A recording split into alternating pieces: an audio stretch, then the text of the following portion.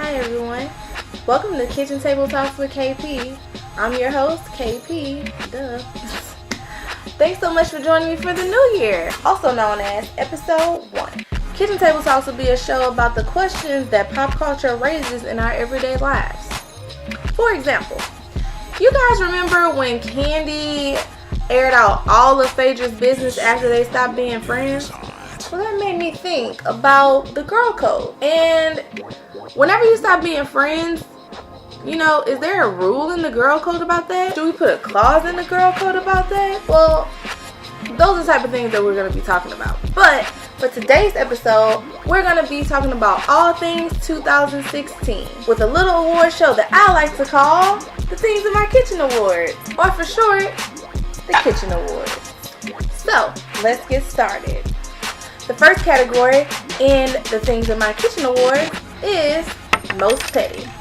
And the nominees are Brandy Norwood for her multi-decade beef with Monica. I mean, this beef must have started when I was like 8 or 9 years old. You would think that the beef is gone and then it's just like a fungus. You put on the wrong shoes and it's back. So this year, the beef started back up with the So Gone challenge. You know, that challenge that was all over Instagram that had all of us singing to that Monica beat.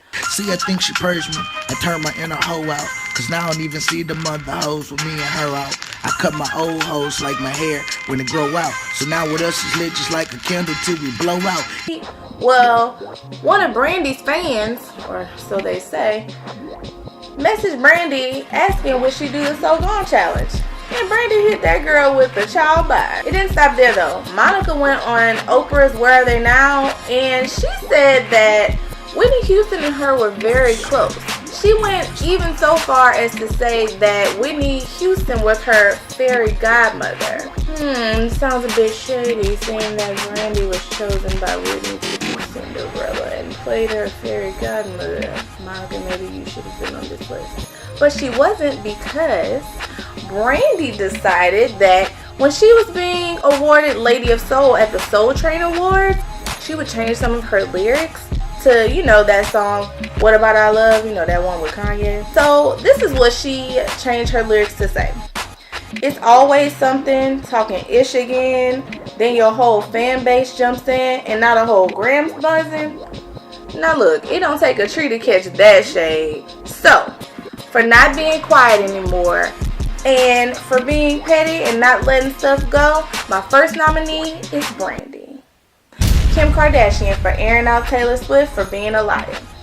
So, we all know this story. Kanye drops a song for Famous.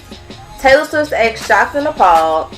She even goes so far as to make her entire Grammy speech about it and made everybody try to re-hate Kanye West, after their whole I'ma let you finish incident. One night, a dark and stormy night in Taylor Swift's head, I'm sure, Kim Kardashian sent out a tweet saying, "Do you follow me on Snapchat? You should." So of course, we all rush over to Snapchat, and there is Kim, spilling all the lip tint. This girl had video receipts of Kanye on the phone with Taylor Swift telling her that he was using her name in the song. He even went so far as to read the lyrics off to her. Now, come on, Taylor. That right there sparked the whole Taylor Swift is over party, and she could not live that down. I mean, even her celebrity friends couldn't save her after that one. So, for keeping all of her receipts after shopping at the petty outlet, my second nominee is Kim Kardashian. Blac Chyna for dating Rob Kardashian, getting engaged to him, getting pregnant by him, getting a TV show on E, and trying to trademark the name Angela Kardashian before even getting married to him. This girl right here is what all petty people dream of being, no pun intended. This has got to be the greatest petty scheme of all time. Your little sister steals my baby daddy. Cool, that's cool. I'ma steal your baby brother, and not only am I gonna date him, I'ma take it a step further. I'ma get the nigga to propose to me, then I'ma get pregnant by him. Therefore, producing the only true Kardashian that can be made right now, because genetics. So not only am I going to make you stuck with me for life, I'm also going to try to make a little coin off of that Kardashian name. Angela Kardashian. Doesn't it roll off the tongue? It does. Just like Dream does. It's beautiful. Oh, so you won't let me trademark the name? That's cool. I'll just wait till I get married because it'll be easier to do it then. So, for having the pettiest scheme of 2016 and for infiltrating the suckiest family in America, my second nominee is Blac Chyna. Praise 50 Cent Jackson for being himself. Well, we should all seen this coming. I mean, the dude is probably the pettiest man I've ever met in my whole life. Well, I haven't met him, but you know what I mean. See, I feel like I know him. You know what I mean, right? Okay, whatever. This year alone, he has done some of the most pettiest things, but the good ones to mention are, he released a sex tape of Rick Ross's baby mama. Not only did he release a sex tape, but he put his commentary on top of it. Imagine that. Then after getting sued by her, he filed for bankruptcy, so she couldn't get any money. He also beefed with Meek Mill, his baby mama and first son, and he beefed with his ex-girlfriend Vivica A. Fox, and he beefed with the entire cast of Empire. Them as a record label, stash, and a motherfucking crew. He called Mayweather illiterate, and he even leaked the phone call of Young Buck trying to get back with G-Unit, and he was crying. I'm sure there's more that happened this year with 50 Cent, but if I wrote it all down, we'd be here all day. A week probably. A month. So being the pettiest gangster, my fourth nominee is 50 Cent. And the 2016 Things in My Kitchen Award, Most Petty Award, goes to Blac Chyna. Let's tell her what she's won. You've won my teapot. It's nice. It's KitchenAid. And you won Yogi Detox Tea. Not flat tummy tea like the stuff you sell, but you know, the stuff that you could just get from Walmart. That does the exact same thing. Congratulations!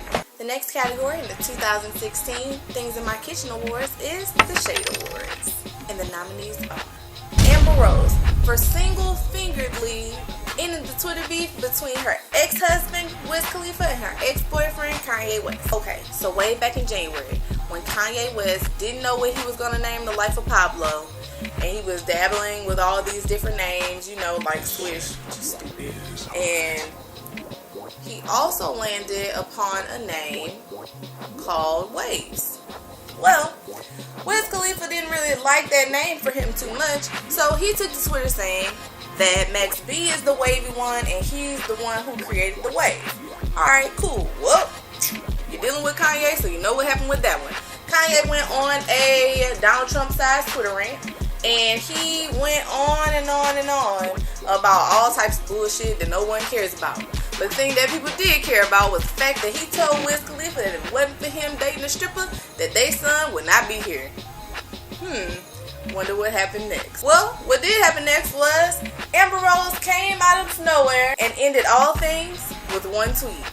She said, "Aw," at Kanye West, "are you mad that I'm not around to play with your asshole anymore? Hashtag fingers in a booty ass bitch." Y'all remember that? Y'all remember that? I remember that. It's Kevin Hart. In a matter of seconds, Kanye began erasing all of his tweets. I wonder why. We wonder why, Kanye. But yeah, he tried to save face, saying something about he just only wanted positive energy. I only want positive energy. Even though I was just going off and I listed 100 million things as to why y'all ain't shit. I'm better than you. Fingers in the booty. Ass bitch. Alright, so for ending a Twitter beef with like one of the biggest trolls in America with one tweet, my first nominee is Amber Rose. Tamar Braxton for always having her shades on and throwing trees with expert precision. After her dismissal from the daytime talk show The Real, Tamar Braxton proceeded to unfollow all of her former co-hosts, shade them left and right, all the while they're trying to say there was nothing going on, they were all friends, they were just as shocked as she was, and all that other good stuff. Nothing is too shady about that part. I mean, it kind of. She lost a lot of friends behind the show. But the thing that was the most shady, in my opinion, was the fact that Tamar cried about being fired from The Real, but she did it while on her other show. That's expert level shade. Let me explain to you why. That's shady because how are you gonna shade other people for not wanting to lose their one job when you got 2 other shows on the air. That means you got 2 other jobs. And you was on tour at the time, or you were just coming off of a tour. That means that you got 3 paychecks coming in other than that. And I'm sure you got other paychecks other than that too. These girls only got 1 job, Tamar. They only got 1. So why you sitting there being shady to them, girl? They got 1 job, and you got 3. So for being shady and just losing friends behind a job that you really didn't need, my second nominee is Tamar Braxton. Mariah Carey for being queen of the forest. Mariah's never wanted to shy away from shading someone. This year, she was engaged to billionaire James Packer.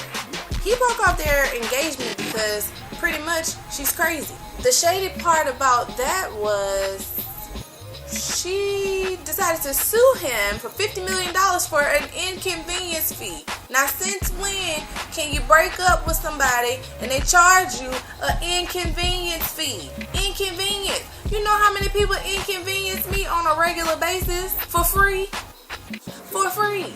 That's expert level shade right there. Now, let me tell you some other things that she did that was shady this year, because it was a lot. She went on Watch What Happens Live with Andy Cohen, and Andy told her that James Packer's fans would be upset that he wouldn't be appearing on her new reality show, Mariah's World. And the trees came out.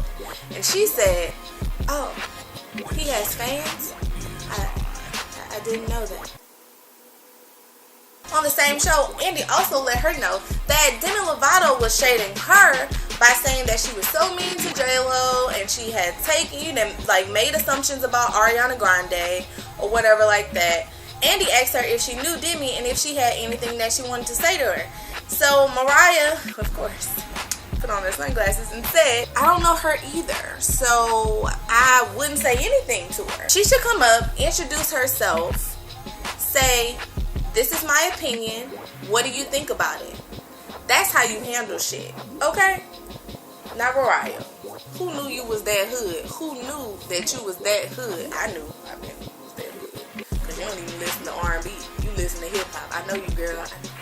So, for not knowing anyone and having a horrible memory, my third nominee, Mariah Carey. Chrissy Teigen for serving palm tree emojis all year long. Chrissy Teigen's already hilarious. I mean, this girl's amazing. This year, she suited up and went to Twitter War with one of the biggest Twitter trolls in America, Donald Trump. She has been on his behind all year long. Even just last week, or like a week and a half ago at this point, I don't know, whatever. Just this past week, Donald Trump tweeted that all the A-list celebrities were trying to get tickets to the inauguration, but he doesn't want them there because they didn't do anything for Hillary. He wants the people. Chrissy said, we are the people, Donald. And you are president too. I don't want you to be my president, but you are. So, get into it. That ain't what she said. That's paraphrasing. She said something like that. But she also did say, I know you dying for this approval. I know you want us there, honey. And I know I ain't A-list. But my husband is. And what? And he went to the same school as your son. And graduated with honors. Not even just honors. Summa cum laude. One of them, the highest one. Valedictorian and all that good stuff. Get into it. Okay? Okay? She ain't gotta be 100% smart, but her husband is.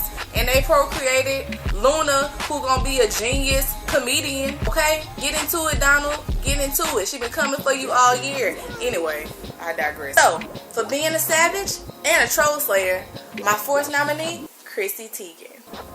In the 2016 Things in My Kitchen Shade Award goes to Mariah Carey for not knowing it ever. Tell her what she's won. You won a martini glass, Mariah, because you like your shade blatant and not stirred. That's it for all of my awards. So, I want to leave you with some 2017 pop culture predictions. So, number 1, Drake will continue to knock people off of his bucket list, his teenage bucket list. Y'all don't get what I'm saying? Think about it. Number 2, T.I. and Tiny will try to reconcile in the beginning of the year, but by the end of the year, they'll be going through a messy divorce and custody battle. Number 3, Blac Chyna and Rob Kardashian will get married this summer. And in September, it'll be a grand wedding special on E! And by November, she'll be in court trying to trademark that Kardashian name. Number 4, Mona Sky Young will bless us with Love and Hip Hop Houston, starring Lil Flip. Number 5, Kanye West will have another breakdown and Kim Kardashian will remove her kids from an unstable situation. And it will all be televised. That's all, folks. What do you think about 2016 pop culture? Do you think all of my predictions will come true? Make sure you tune in every Sunday at 5 for Kitchen Table Talks with KP. Don't forget to like, comment, subscribe down below, and follow me on social media. See you next week. Bye.